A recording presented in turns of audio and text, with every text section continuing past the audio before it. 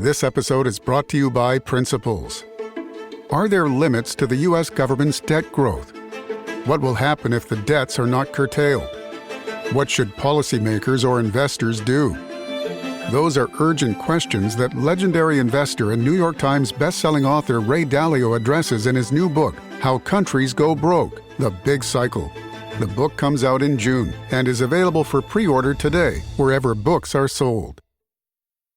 This is Let the Record Show, using common sense. Now, here are your hosts, Judge Richard Weinberg and Chairman Jesse Garcia. Welcome back to Let the Record Show. This is Judge Richard Weinberg. With me is my good friend, esteemed colleague, co-host, Jesse Garcia. Jesse is the vice chair of the state Republican Party, as well as being the county chair of the Suffolk Party. And joining us today is Eric Levine, noted attorney, commentator, essayist. Gentlemen, we have a lot to talk about, so let me begin. Why, what's going on? You think anything's happened? I don't think anything's happened. It's a quiet week. Very quiet. Quiet week. Very quiet week. I want to talk about Iran's direct attack against Israel from Iranian soil. Now, I believe that this is a game changer.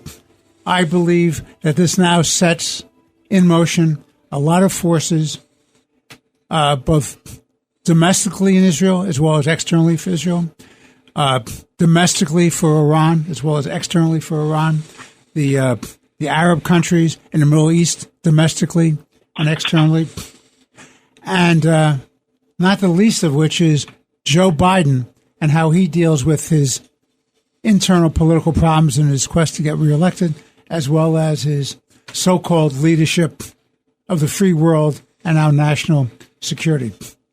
Let's be very, very clear. This is a game changer. This is a line which can never be redrawn. Iran has made a direct attack. Now, there are different schools of thought about this, that there's all political theater. They gave Israel and the United States a head up through third parties like Switzerland, and therefore it was no big deal because they knew they could intercept everything. That's one theory. Another theory is that it was calibrated with the Biden administration, who would get a political advantage out of this by showing that Biden could support Israel and divide the baby in half with respect to the Dearborn Muslim community and the Minnesota Muslim community and the Jewish community in America.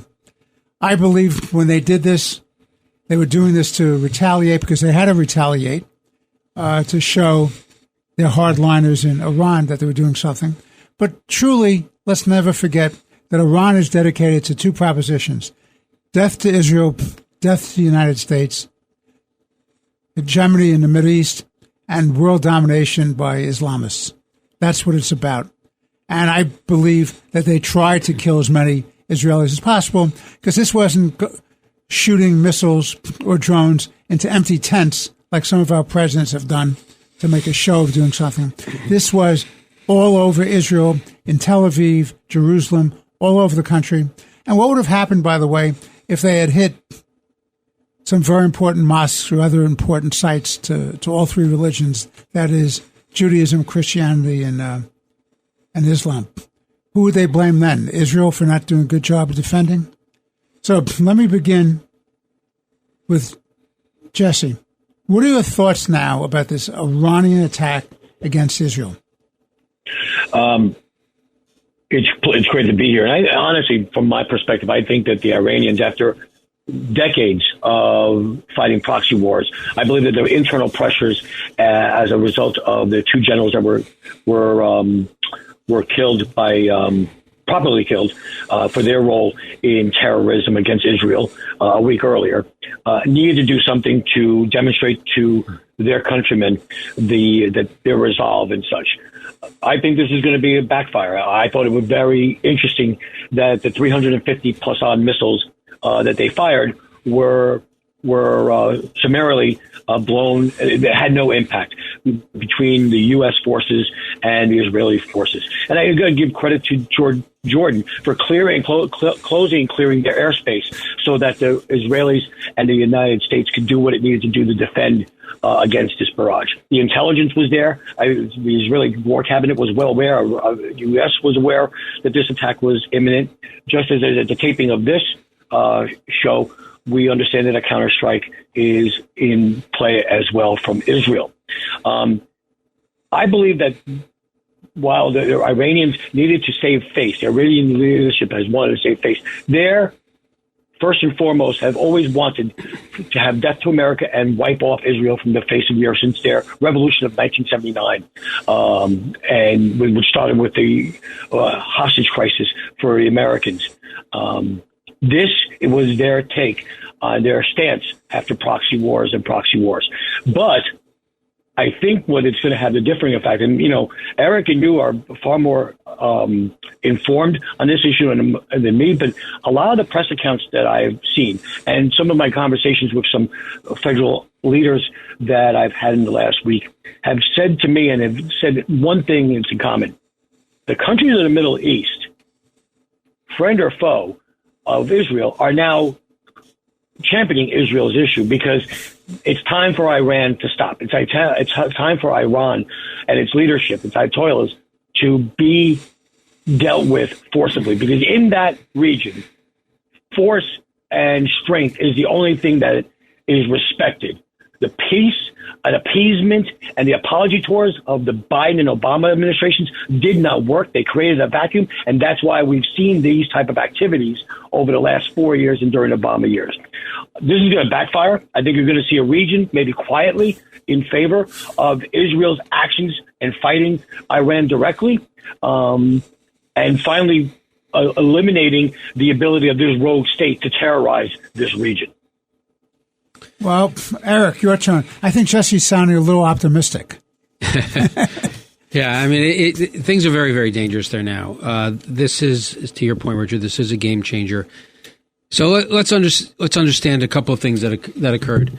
You have, Jesse, you make the point that this is in retaliation for the Israelis killing two Revolutionary Guard Corps generals. Let's remember where they were. They were in Syria. And what were they doing in Syria? They were plotting attacks for proxies against American interests and against Israel. They were making sure that weapons were being able to be delivered from Iran to Syria, Iraq, Syria, and Lebanon. That was their goal. Now, Iran understands that they cannot destroy Israel in a military confrontation. So what they are attempting to do is to set up what they call a ring of fire, surround Israel with hostile actors, whether they're proxies or hostile states, and make it impossible for Israelis to live there, make it untenable for foreign investors to invest there, for people to want to move there, by a war of attrition until such time as they actually develop and have their nuclear weapon. Right now, the Iranian approach is a war of attrition. And so that's why they create this ring of what they call this ring of fire.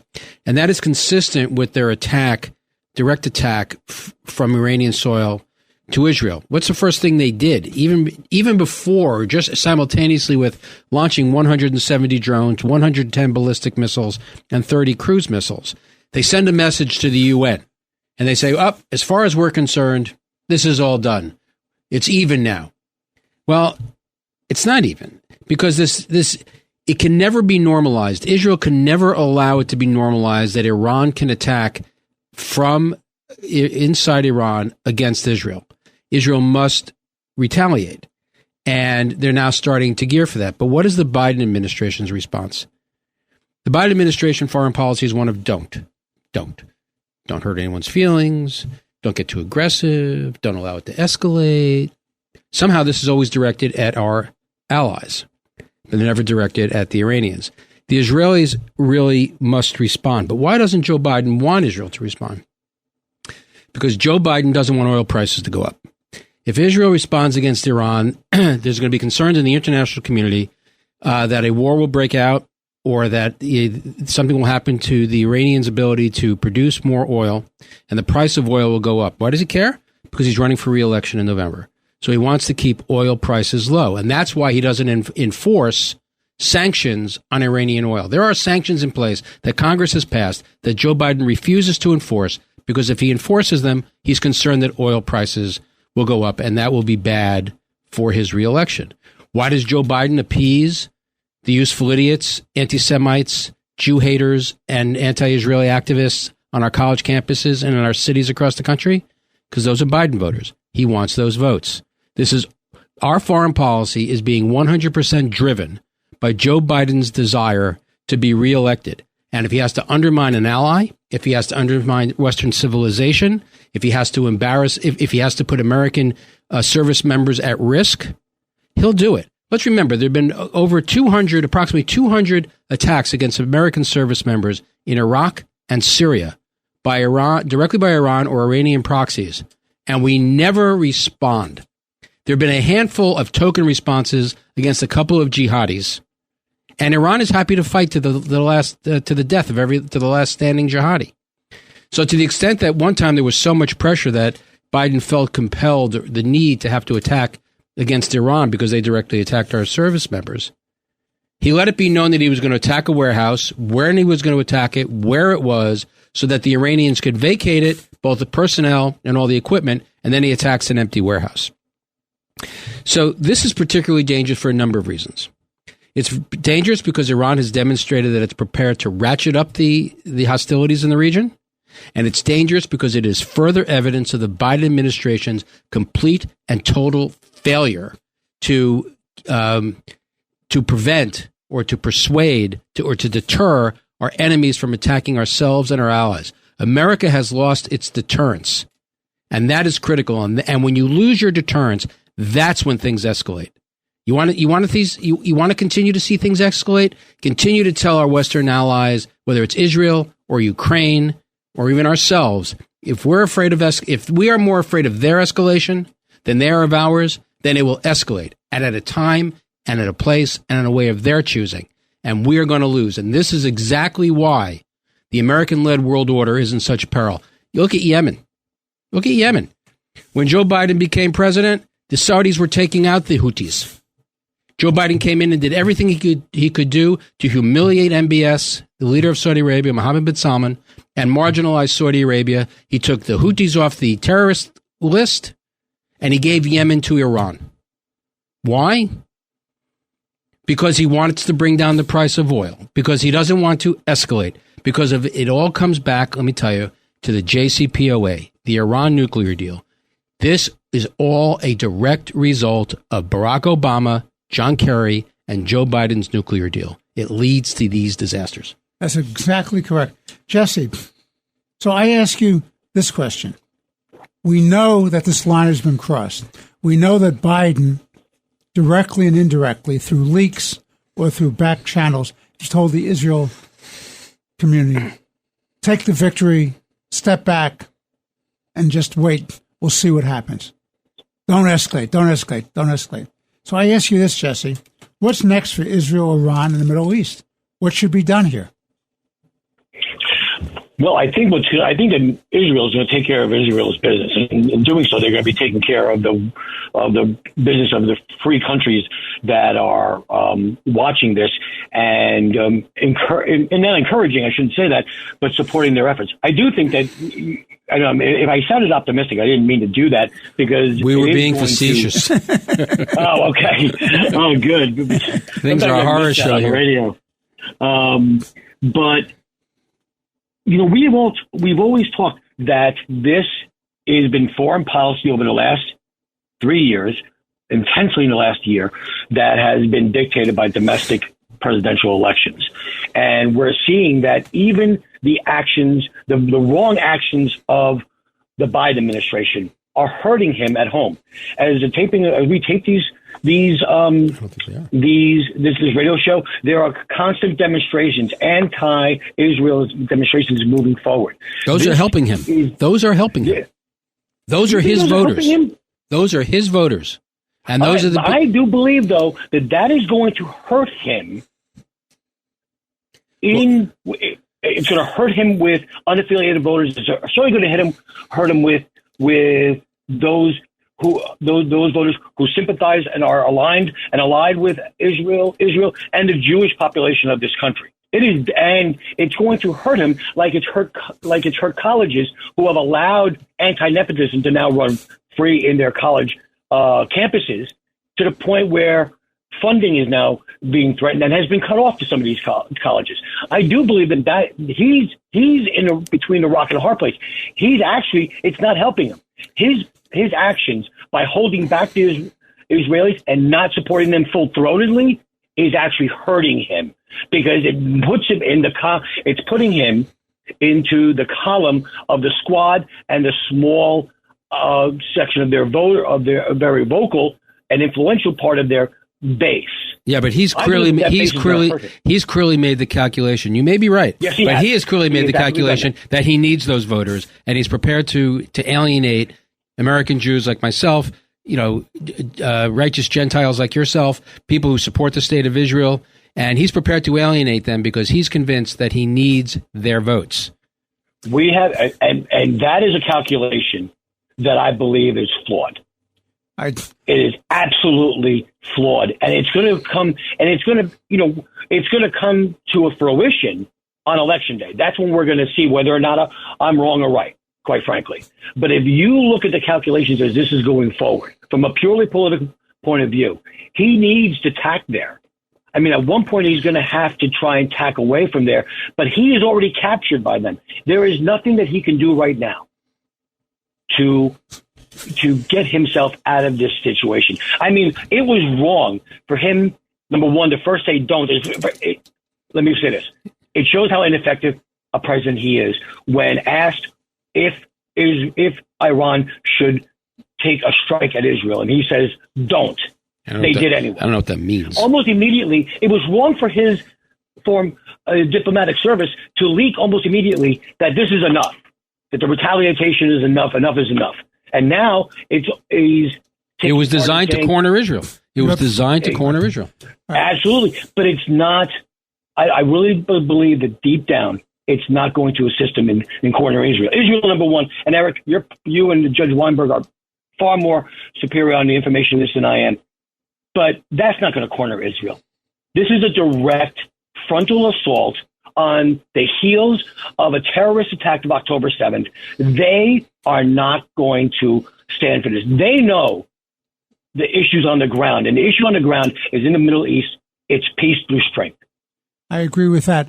We have to take a break. This is Let the Record Show with Chairman Jesse Garcia, the Republican Party, esteemed attorney, essayist, commentator, Eric Levine. I'm Judge Richard Weinberg. Please stay with us. We'll be right back for more interesting conversation on Let the Record Show.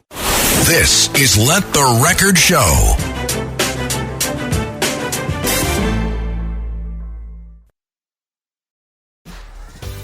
This episode is brought to you by LinkedIn. Psst, healthcare pros, word's out, and it's too good to keep quiet. Look, LinkedIn is revolutionizing job hunting, making it possible to search by specialty, shift preference, and salary. Endless scrolling is out. Whether it's a mental health therapist or dental hygienist, finding the perfect role is faster and easier than ever. Head to linkedin.com/healthcare and start your search today. This episode is brought to you by Factor. Optimize your nutrition this year with Factor, America's #1 ready-to-eat meal service. Factor's fresh, never-frozen meals are dietitian approved, ready to eat in just 2 minutes. Choose from 40 weekly options across 8 dietary preferences like Calorie Smart, Protein Plus, and Keto. Eat smarter at factormeals.com/listen50 and use code listen50 for 50% off plus free shipping on your first box. Factormeals.com/listen50. Code listen50. Terms and conditions apply. Experience a progressive lens engineered with AI from Essilor, powered by individual measurements of your visual behavior. A lens personalized to you by an Essilor expert. Discover Verilux XR Track and enjoy instantly sharp vision in motion and seamless transitions from near to far. Find your local Essilor expert today at Essilor.com.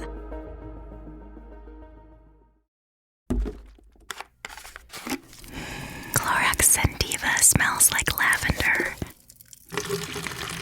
Cleans like Clorox. And feels like...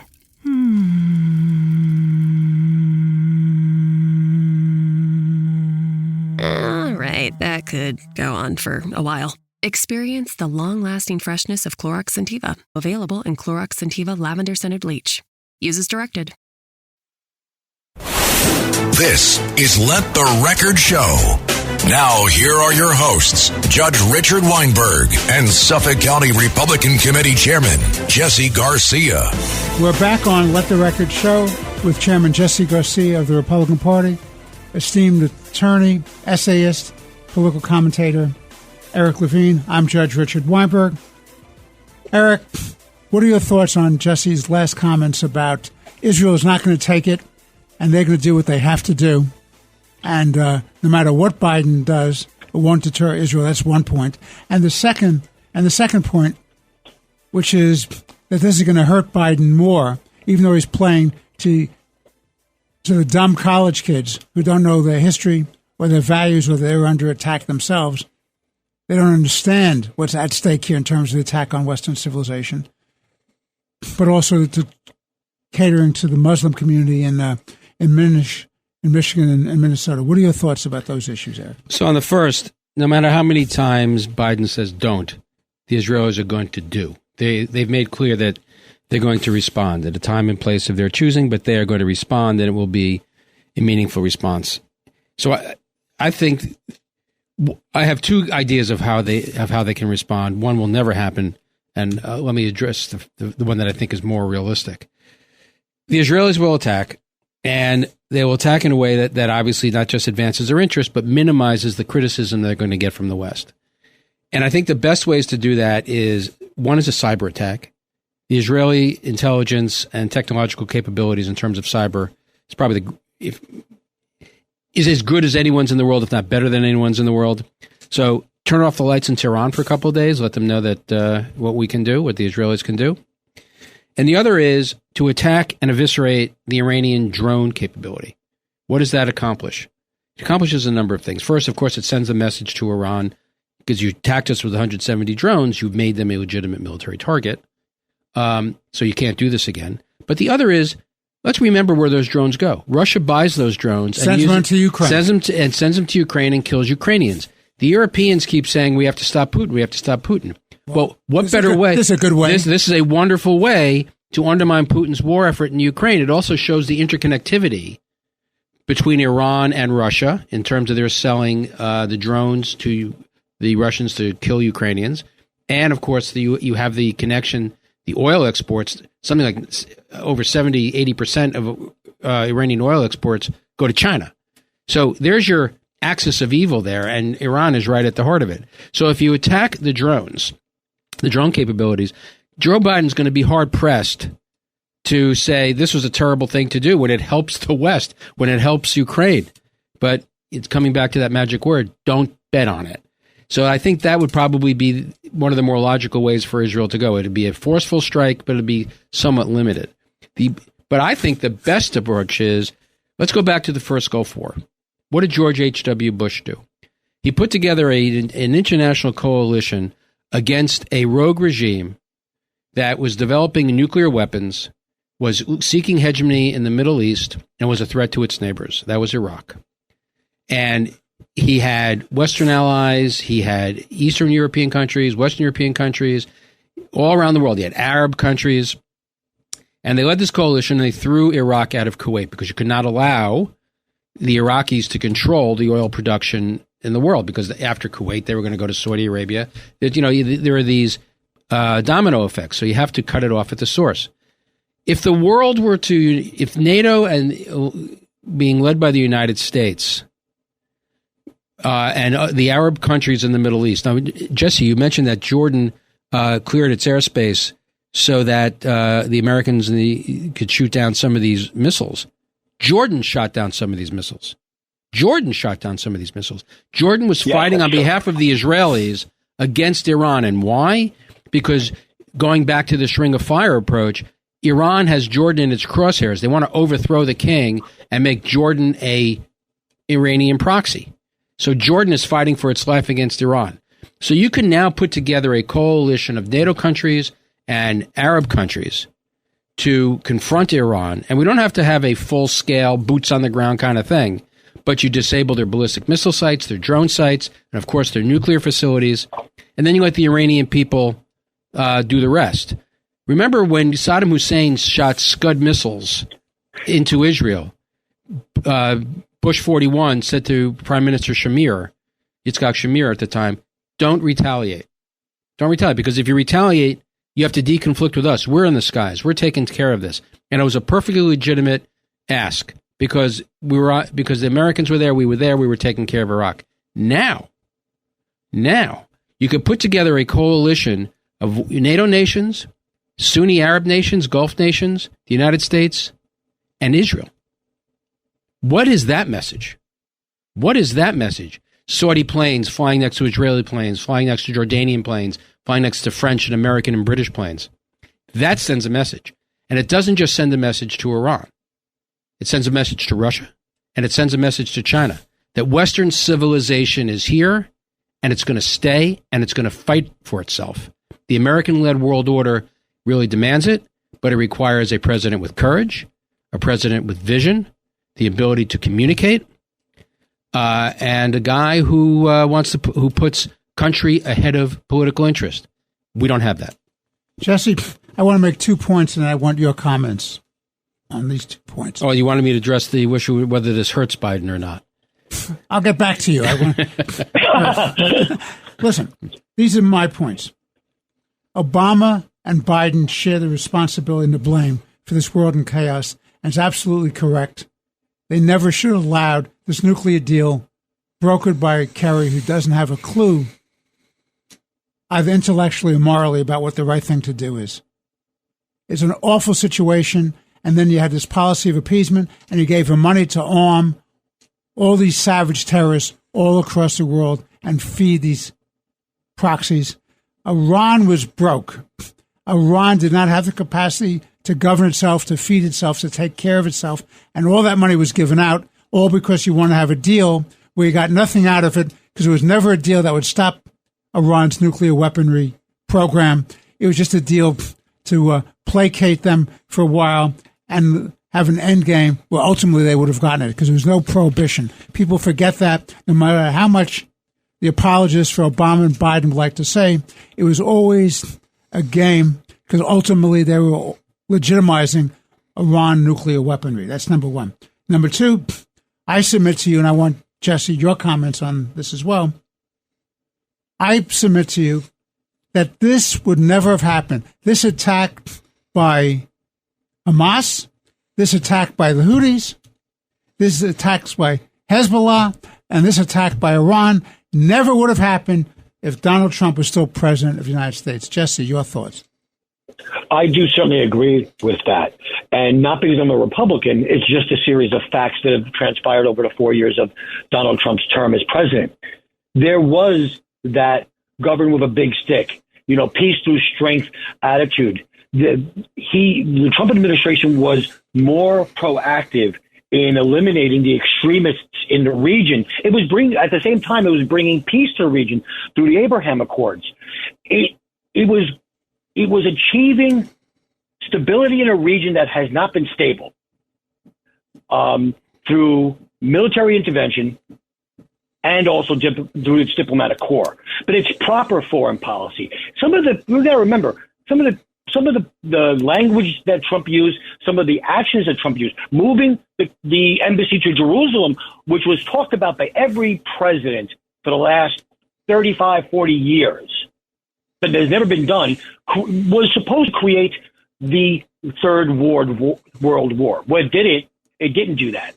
It actually put a flag in the sand and said, this is our ally. This is where peace is going to come from. It's going to come through this alliance and through strength.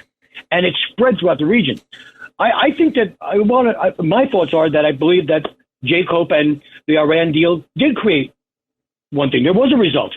It created chaos in the region, and it put a target on Israel's back, so to speak. It literally put a target on them. It released hundreds of billions of dollars that are now being used against American forces and all our allies' forces. So I do believe that when Donald Trump says, And I think that if you talk to anybody, whether they say it loudly or they say it quiet, this would not have happened because the continuation of the Trump approach to diplomacy through strength and demonstrating strength and action, proper action, proportional action, was what kept the peace in that region and was leading to further peace. Eric. Well, there's no way to know for certain. I mean, it's an untestable statement whether or not they would have attacked or not attacked. But I will make the following objective observations. Wait, I was not being objective? You? That's hard to believe. The Iranians did not attack while Donald Trump was president. The Abraham Accords were achieved while Donald Trump was president. The embassy was moved to Jerusalem. The United States recognized Israeli sovereignty over the Golan Heights. And Saudi Arabia started moving closer and closer to Israel. I rest my case. Yes, but that doesn't necessarily mean, that doesn't thwart Iran's hegemonic goal. Iran continued to be a pariah. They continued to be aggressive. They continued to be hostile. Now, when we killed Soleimani, when Donald Trump killed Soleimani, this is very much analogous to that, what the Israelis did. The Iranians responded, attacked. They sent missiles at American service members in, I remember if it was in Syria. I think it was, I don't know if it was both Syria and Iraq or just Iraq, but the Iranians launched missiles at American service members, and Trump chose not to respond. Some people say that was great. He de-escalated. Some people say, well, he missed an opportunity. Would have been a great time to, take out their nuclear facility. Would have been a great. They had that chance. But it is true that these things didn't happen on Donald Trump's watch. Hamas did not attack Israel while Donald Trump was president. So it's not. You can't know for certain. But I would say, if I had to match up Donald Trump's record on the Middle East and Joe Biden's record on the Middle East, I'll take Donald Trump's record every day and twice on Sunday. It was far superior. I mean, you're going to talk about Obama. In 2009, when Barack Obama became president, it was illegal under international law at the United Nations for Iran to develop a ballistic missile system. It was illegal for them to enrich any uranium, not even so much, some uranium. It was illegal for them to enrich any uranium. And when he became president in 2009, there were people protesting in the streets after Ahmadinejad stole the election, a truly stolen election. And the regime was on its heels. And they were chanting in the streets, Obama, Obama, are you with us or are you with the Nazis? Are you with us or are you with the Ayatollah? And Obama stayed silent, making it clear that he was with the Ayatollah, because he had in his mind already that he was going to shift America's Middle East policy from an Israel-centric Middle East policy to an Iranian-centric Middle East policy. So he didn't want to do anything that was going to upset the apple cart in Iran. In 2015, when we finally entered into the JCPOA, the nuclear deal, the Iranian economy was an absolute basket case. It could barely fund any of its own services, never mind its terrorist proxies. So what did Obama do? He caused the prohibition against Iran's developing a ballistic missile system to be lifted. Well, he put a sunset provision in there on that, and he caused it to be allowed to enrich uranium slowly. But by 2030, the deal provided that there would be no limits on their ability to enrich uranium, and he gave them over $120 billion in cash, some of which showed up in pallets as a hostage payment. And he saved the Iranian economy. He funded their military. He funded their ability to engage their terrorist proxies. And he funded their goal of hegemonic ambitions in the region. And he funded the repression of Iranian people through their own police forces. Yeah, a lot of people forget. Tehran leads the world in hanging homosexuals, LGBT members of that community, hanging them from cranes in cities in Iran. You could actually walk through Tehran on any given day and see 12 gay people hung to death because it's a crime to be a homosexual. And yet you have morons in the LGBT community that are standing shoulder to shoulder with Hamas against Israel, the only country in the region that has civil rights and protects the rights of members of the LGBTQ community. Those have to be the stupidest people on the planet, but they exist. And so you talk about the role that Obama played. Barack Obama is responsible for funding, for saving the Iranian regime, for saving and funding their nuclear capacity, their military capacity, and ultimately the direct attack by Hamas against Israel. This all goes back to the JCPOA, and Barack Obama is responsible for that. All right, let's take a break. This is Let the Record Show with Chairman Jesse Garcia, the Republican Party. I'm Judge Richard Weinberg. With Jesse and me is our good friend Eric Levine, noted attorney, commentator, and essayist. We'll be back in a few moments. Jesse, when we come back, apparently I've been reading there's some sort of trial going on right here in New York City against President Trump, and I want to get your thoughts on that. We'll be back in a moment. We'll be back in a moment with more of Let the Record Show. This is Let the Record Show.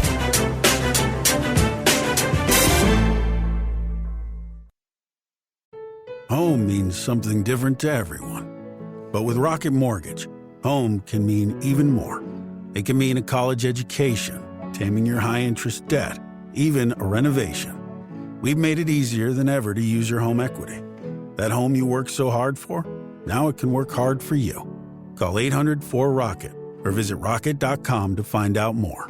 Rocket Mortgage, LLC, licensed in all 50 states, and MLSConsumerAccess.org, number 3030. Are we still on the trail? Is this pack getting heavier? More switchbacks? Why am I doing this? At REI Co-op, we believe there are places within ourselves.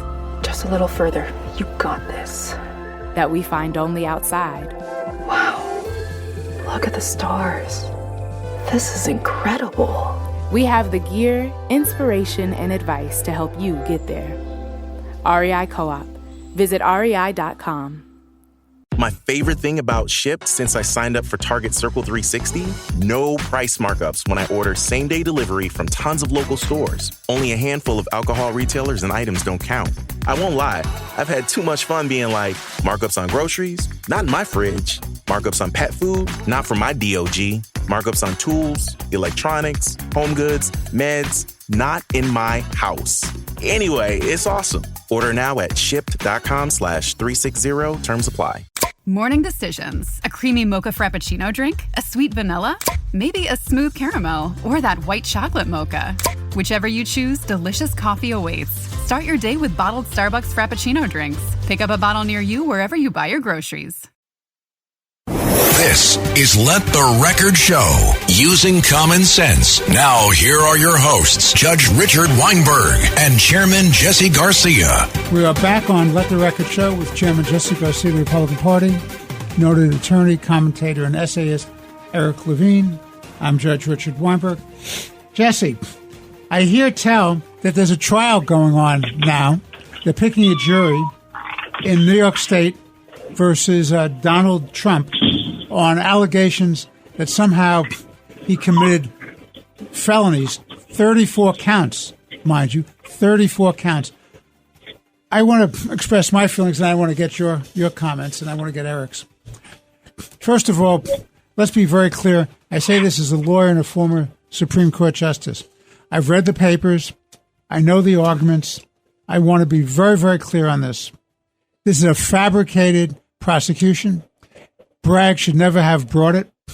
These are at best misdemeanors, and I say at best, which are barred by the statute of limitations. He's bootstrapped it into felonies by extending the statute of limitations because of an alleged violation of the federal campaign finance laws. Well, give me a break. The New York prosecutor has no jurisdiction over the federal election laws. The Justice Department, the U.S. Attorney's Office, the prior district attorney in Manhattan, Bragg himself, all walked away from it until a guy named Mark Pomerantz wrote a book embarrassing Bragg, and the left-wing progressives in Manhattan put pressure on Bragg, and he brought this lawsuit. Now you have a judge, Juan Merchan, whose daughter makes money out of being a fundraiser and a strategist and a worker for the Democratic Party and the pro-Biden group in the Democratic Party. That's an actual conflict of interest. And if it's not an actual conflict of interest for this judge, it certainly violates the prohibitions against an appearance of impropriety. If I were a Supreme Court judge, I wouldn't have had to be asked to recuse myself from presiding over this case. I would have done it on my own initiative. He should not be presiding on this. And this is a very dangerous situation. And why do I say this is dangerous? Because as follows. There are people who know this far better than I who say as follows. Even if Donald Trump is acquitted, there's real damage to him in terms of reputational damage. But if he is convicted, people who would otherwise vote for Donald Trump, even though they know this is a fabricated case, a nonsense case, a politically motivated case, they will lose votes for Trump because they'll say, well, he's a convicted criminal. And therefore, even people who are predisposed for voting for Donald Trump will not vote for him, and that will cost him votes. And how does Donald Trump get a fair trial in a county where 85% of the people voted for Biden and are Trump haters? How do you get a fair jury? So that's my intro, Jesse. It's up to you. Well, I really don't know how much more I can add to that because Don't flub it. You spot on to everything. I mean, I think I think you're mincing words there. I don't know if you could probably squeeze something else out here. But maybe let's talk about Alan Bragg. This is someone who's an activist prosecutor. He is a partisan prosecutor. He campaigned in part about Donald Trump. As you pointed out, he fabricated, used and manipulated the law to get through and get by the statute of limitations on what would be maybe possibly a misdemeanor and not within his jurisdiction because of federal campaign finance laws. But let's not forget who this guy is. Alvin Bragg is the same gentleman who, in his first days of office, issued a memorandum that basically said he was not going to prosecute crime in his jurisdiction in Manhattan. He basically empowered and directed his ADAs not to go after criminals. He empowered criminals in this case. He is the champion of cashless bail. So now, while we make our citizens less safe with rapists and violent criminals roaming the streets of Manhattan and all of New York, he decides that to make the bane of everyone's existence is his political nemesis, Donald Trump. Fabricates this case for the purposes of nothing more than a show trial, partisan trial, and truly the weaponization of a prosecutor's office. But unfortunately, as we've discussed on this show and in many areas, this is what we get in liberal, true, progressive areas like Manhattan. They complain about crime rising, yet they elect prosecutors and elected officials that champion these type of issues. It's to be seen, the impact on Donald Trump. I know that the campaign is putting its best foot forward by saying it's going to put New York in play. He's visiting Harlem. The Star-Spangled Banner is being sung by New Yorkers when he approaches a bodega and such. That's all well and good. At the same time, though, Biden has swing states to himself.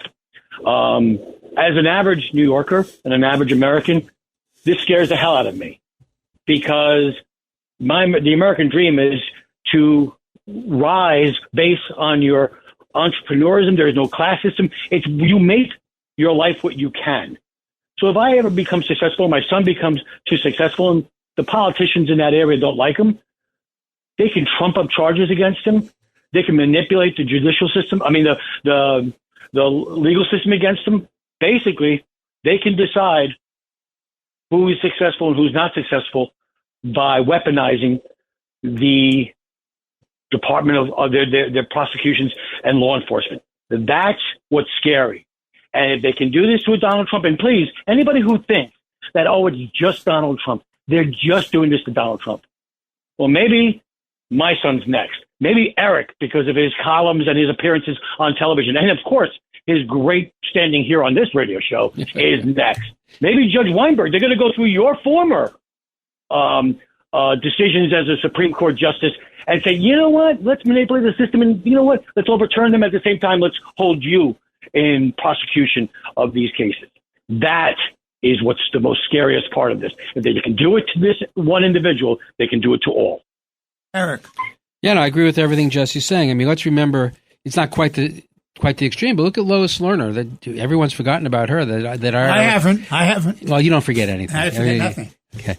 The IRS agent who decided she would take it upon herself to prevent pro-Israel and conservative charities from getting their 501c3 moniker, so they couldn't, thereby shutting down conservative voices. Exactly, and so they couldn't go after everyone. Jesse's 100% right. This is very much a Soviet show trial. Look, the Democrats have come to the conclusion that the only way they could save democracy is if they destroy it, and that is what they're trying to do. I am a firm believer in the fact that elections should be decided at the ballot box, not through gamemanship like this. And what makes this worse, I believe, is Alvin Bragg isn't just doing this to destroy Donald Trump. Whether he succeeds or not is another question. But in his perverse mind, this helps him politically. He wants to run for mayor. And this is his bona fides in the progressive community. And remember, in New York, in order to be elected mayor, you just have to win the Democratic primary. And who shows up in Democratic primaries? The most motivated, most extreme elements of the party, who happens to be the progressives. This is all a step for Alvin Bragg to run for mayor. This is his platform. This is what he's attempting to do. I mean, what did Donald Trump do the other day? Just yesterday, to make the point of how insane this is and what a failure Alvin Bragg is. He went to the bodega that had been, I don't remember if the bodega owner was from Haiti or from the Dominican Republic. I think Dominican Republic. From the Dominican. So here's a man who's come to the country legally, is trying to start a business and make an honest living for him and his family. Some thug shows up in his bodega and starts to rob him and threatens him physically. And in an act of self-defense, I think he had a knife, in an act of self-defense, stabs his assailant and kills him accidentally, all because he was trying to save himself. And what does Alvin Bragg do? He charges the bodega owner with homicide, with murder. It was just crazy. It's not even so much that he won't charge criminals. He charges innocent people who are trying to defend themselves because our elected officials have completely abdicated the responsibility of protecting residents of our city. What about the Marine case, Daniel Penny, on the subway? Exactly. Who's protecting his fellow riders on the subway against a vicious attack where this person was threatening the lives, safety of everybody on that. He was asserting his white privilege. That's what he was. It's the most ridiculous thing in the world. Ridiculous. This case never should have been presented to a grand jury. It was clearly self-defense. It's outrageous and sends out a signal, don't be a good Samaritan. Let somebody else be beaten to death or slashed to death on a subway and look the other way. And by the way, Jesse, to me, what's so reprehensible about this judge and this prosecution is it taking Donald Trump off of the political field. He can't go out to Ohio. He can't go out to Michigan. He can't go out to Minnesota. He can't go out to Wisconsin. He can't go out across the country for his rallies and go and buy ice cream sodas and malteds for the people in these stores and doing his retail campaigning. Why? Because he's obligated to sit for weeks and maybe months at a time in a New York County Supreme Court courtroom, taking him off. The judge won't let him. The judge is requiring him to be there, and he's preventing him from speaking. He's putting in gag orders. By the way, the gag order, in my humble opinion, or my not so humble unconstitutional. Opinion, totally unconstitutional. And not only do I have Eric Levine backing me on that, but I have Alan Dershowitz backing me on that. I have Jonathan Turley backing me on that. I have Greg Jarrett backing me on that. I have John Yoo backing me on that. I have a whole host of reasonable, honest legal reads saying, how dare you gag somebody who's a candidate for president of the United States to respond to the attacks against him? Well, you're not gagging the witnesses against Trump. Or the prosecutor. Including that lying perjurer, that felon, Michael Cohen. Your turn, Jesse. I just want to know, number one, I don't understand. I think, number one, being a presidential candidate, you need to be a bit of a showman, and there's no better showman than Donald Trump in this era. I thought he humanized the situation when he spoke to reporters and spoke to the American people by saying that he was even going to be denied the ability to go to his son's graduation. He had to sit in court. My question to both of you, two lawyers and a judge, one being a judge, I thought that was his choice. He didn't have to sit through this case through the whole time or be present the whole time. Or is this? No, the statute says you have to be there, but you can be excused with the consent of the prosecution. Okay. I mean, can you imagine that? So let me get this straight. You're going to get an honest, decent response from the prosecution. The prosecution, by the way, you know, one of the key prosecutors in this case, one of the inside guys they brought on, is somebody from the Biden Justice Department who left the Justice Department to join the Manhattan DA's case. So if you don't think there's a coordination between Biden's Justice Department and this prosecution, you got to be kidding me. Eric. What more can we say? I mean, so let's move on to something else. Alvin Bragg's a disgrace, and the case should have been dismissed. I believe that Donald Trump will be convicted because just given the jury pool, and hopefully the appellate division will overturn it. Well, but how much damage is done to Trump in terms of campaigning and the votes that he will lose for people who say, "Oh, he was convicted. There must be something there." And the ripple effect of this is that it's across the country that people are going to lose confidence in our political system. Of course, and our enemies from outside. And the judicial system. Yeah, it's an attack. It's an undermining of our institutions. And our enemies, as Jesse and Eric and I have pointed out previously, our enemies look at this and they're laughing at us and they're taking advantage of our division and our weakness. I want to raise this issue with you, Jesse.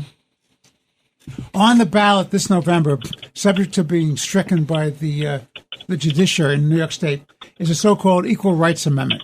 And this Equal Rights Amendment proposal was put on for one purpose and one purpose only, to gin up bringing out the Democratic vote in New York State. Not so much that Biden needs it in this blue state, but to impact the down ballot races for Congress, the state Senate, the Assembly, local DAs. That is so awful. And it's being litigated by, amongst others, our mutual friend, Christian Brown, who just argued the case in the Supreme Court in Rochester, and hopefully they will set this thing aside on procedural grounds, so it will not be on the ballot this year. Now, why is this so important? Because this is not about equal rights. There's so many loopholes in this. This is so vaguely done that this opens the door. Remember this, ladies and gentlemen of the audience. This opens the door for transgender people to be in girls' bathrooms, girls' sports teams, locker rooms. That's what it does. You can say you're all for transgender rights, but don't tell me that nobody else has rights. Right. And why should women who've worked and girls work their whole lives to be good athletes have a biological male on the team? And why should a guy who, quote, self-identifies as female, when he comes in fully armed with male equipment into a locker room, why is that okay? And this Equal Rights Amendment, so-called, this fraud on the people of New York opens up that door. Jesse, as a political leader, what do you say? And Eric, as a lawyer, what do you say? This is nothing more than state-sponsored, progressive, Albany, one-party rule, get-out-the-vote operation. That's exactly what it is. First of all, the protection of abortion rights for women is already codified in the state law, so it's not needed. And everyone has put forward first that this was to codify abortion. But now the details, as you pointed out, is these loopholes and the protections of discrimination. The problem is the protections against these discriminations are already in place. And as you said, there are loopholes. The real fact of the matter is that as you dig deep into this, and Christian did a wonderful job as he basically prosecuted this case on its lack of merit in Rochester, is that more people are speaking about it, and they're seeing for what it is. It's not a bill or referendum to come out and basically to on abortion. It's, as you pointed out, it's allowing men to participate in women's sports because they identify that day for it. It's basically allowing men of that day to say, I'm going to go into a ladies' locker room, a ladies' room. And what if your daughter, your sister, your wife, your grandmother, your mother is in that same room? It's a whole different situation there. This is nothing more. This is not about rights. This is a state-sponsored progressive effort on get out the vote. The problem is, the more we look into this, and it is litigated like Christian is doing up in Rochester, the true merits and the issues of this piece of legislation and this referendum are getting out to the general population, and they're seeing for what it is. You can say all you want about an outstanding county executive, Bruce Blakeman, on the fight he is taking directly on protecting women's sports by his efforts banning transgender men from competing in women's sports in Nassau County. But the electorate and the common sense individuals, Republican, Democrat, conservative, liberal, or otherwise, they agree with the Bruce Blakemans of the world. They don't agree what's written in this referendum. I agree with that, Jesse. I think it's very troubling. I've just gotten a signal from the booth. We have to say goodbye for this week on Let the Record Show. I want to thank a wonderful guest, Eric Levine, noted commentator, essayist, and attorney, for joining us once again. Jesse, it's been another great show. Thank you again for co-hosting. We look forward to being with our audience again next week on Let the Record Show. We hope you've enjoyed this. God bless you, your families, and God bless America. Thank you very much for listening. Let the Record Show is on the air.